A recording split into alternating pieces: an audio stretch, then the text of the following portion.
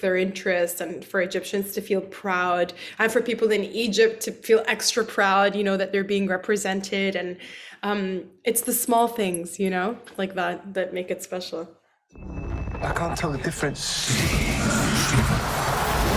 between my waking life and dreams. It must be very difficult. The voices in your head. There's chaos in you. Embrace it.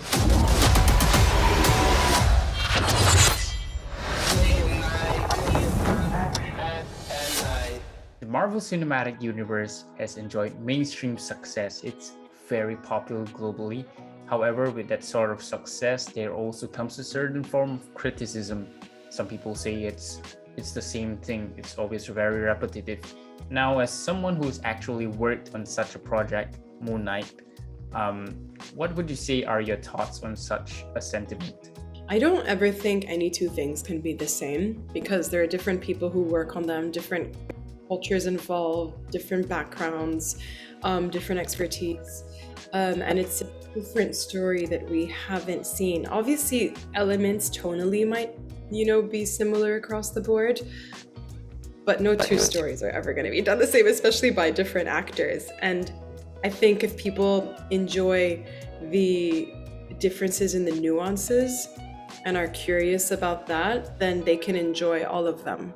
But if you're viewing it all as the same, I'd say just go a bit deeper. I noticed in episode 3, you were holding this drink and I didn't really think too much of it at first. So I went to bed, I woke up the next morning and I was scrolling through Facebook. I saw someone had actually posted a recipe for that drink. And I thought to myself, hey, this is really cool. I'm seeing someone else's culture being brought to the forefront through Moon Knight. Now, as someone who's actually Egyptian, what does it feel like to be a part of this movement, bring Egyptian culture to the rest of the world? It feels really cool. I feel like I'm learning. I'm half Egyptian, but I never lived in Egypt. I would only go in summers. And so I almost feel like this project has brought me closer to Egypt. And I hope that it kind of does that for people around the world, to pique their interest and for Egyptians to feel proud and for people in Egypt to feel extra proud, that they're being represented. And it's the small things, like that make it special. Now in episode 4, we have a really significant, it's a huge event, there's so many things coming together. But of course, with regards to your character, Layla, there is this narrative progression in her character's journey. We find out that Marquette actually played a part in Abdullah El Fuli's murder, and there is pain, there is guilt and anger all coming in. There are a lot of emotions coming in. When juxtaposed with Layla of episode 2, it's quite different. Now, without spoiling anything, we still have 2 episodes to go.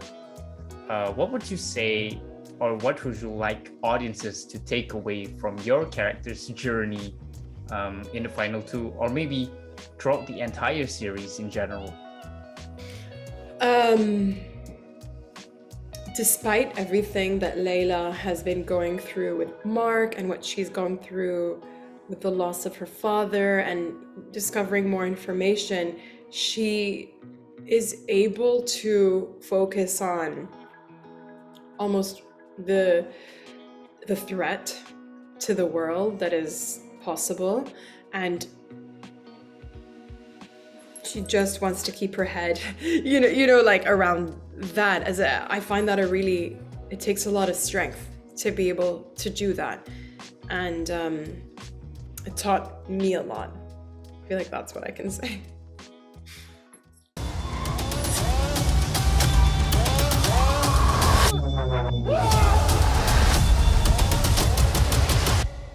Embrace the chaos.